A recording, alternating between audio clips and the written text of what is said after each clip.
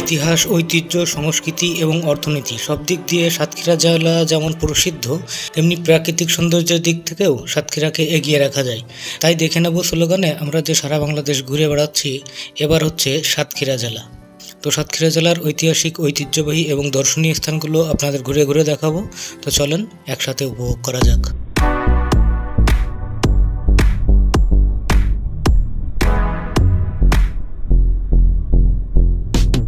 মূলত আমরা যাব হচ্ছে সাতক্ষীরা, আর যশোর টু কেশবপুর যে রোড সেটা হচ্ছে এটা।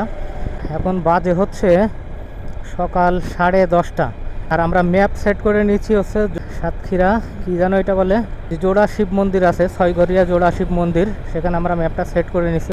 অর্থাৎ সাতক্ষীরার যে ঐতিহ্যবাহী ঐতিহাসিক যে প্লেসগুলো আছে সেইগুলো আজকে আমরা কিছুটা এক্সপ্লোর করার চেষ্টা করব। যদিও একদিনে সব সম্ভব হবে না, তারপরেও চেষ্টা করব যতদূর পারা যায় এক্সপ্লোর করার জন্য।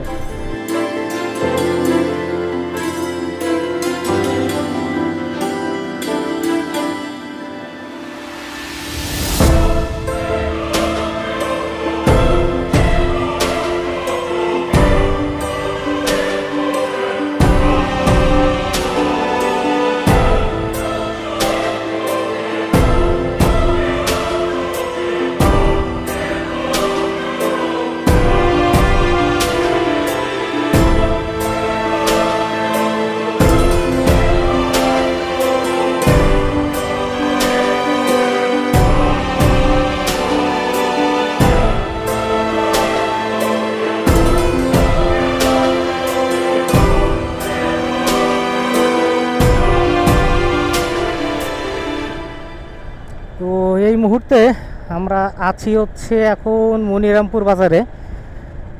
তো মনিরামপুর আসতে আমাদের খুব একটা সময় লাগেনি, আর এখান থেকে এখন যাব হচ্ছে কেশবপুরের দিকে।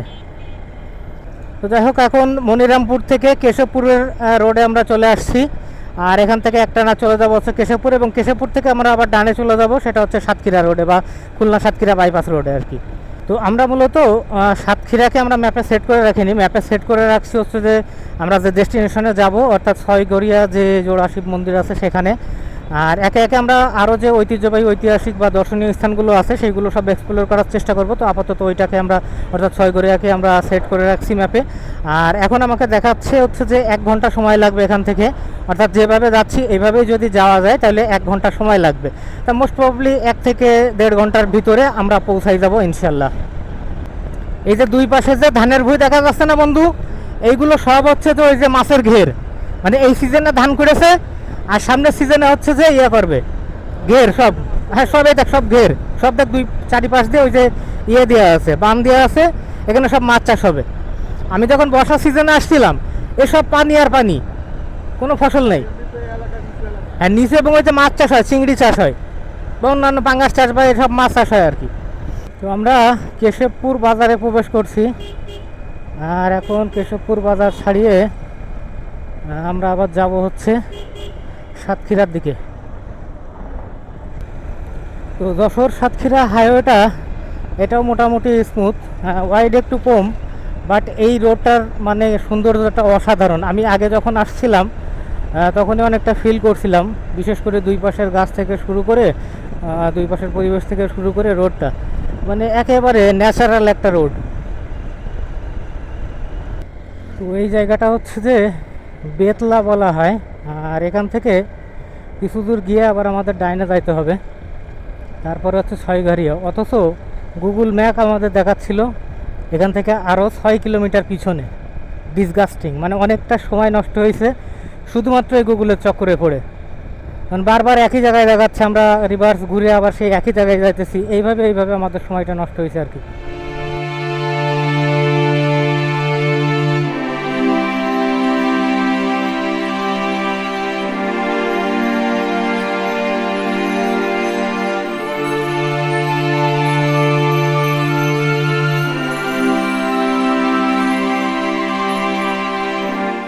ওকে, তো আমাদের ছয়ঘরিয়া যে জোড়া শিব মন্দিরটা আছে সেটা দেখা শেষ। এখন আমরা যাচ্ছি হচ্ছে তালা সাতক্ষীরা যে ঐতিহ্যবাহী সাই মসজিদটা আছে সেই সাই মসজিদটা দেখতে। তো চলেন সরাসরি আপনাদের সাই মসজিদটা দেখাই।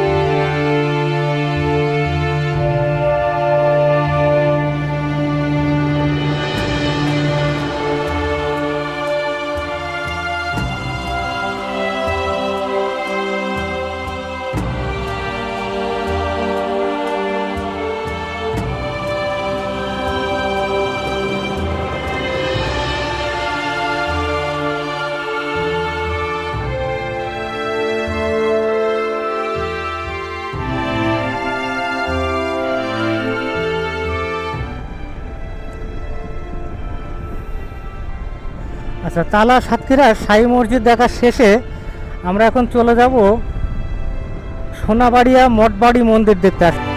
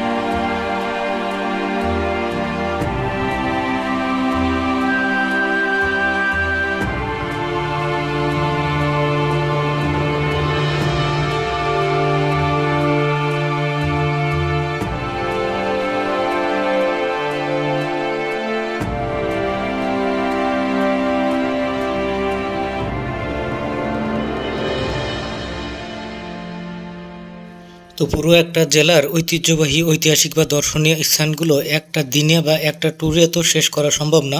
তো আমরা এই সিজনে যেগুলো দেখাতে পারলাম সেইগুলো আপনারা দেখলেন, আর পরবর্তী সিজনে আমরা চেষ্টা করব বাকি যেগুলো বাকি আছে সেইগুলো আপনাদের দেখানোর জন্য। অর্থাৎ প্রত্যেকটা জেলায় একবার করে গেলেই যে আমরা পুরো স্থাপনাগুলো আপনাদের দেখাতে পারবো এমনটা না।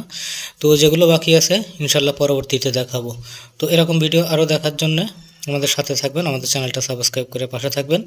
তো আপাতত সাতক্ষীরা অভিযান এখানে শেষ করছি, দেখা হবে পরবর্তী কোনো ব্লগে। সে পর্যন্ত সবাই ভালো থাকবেন।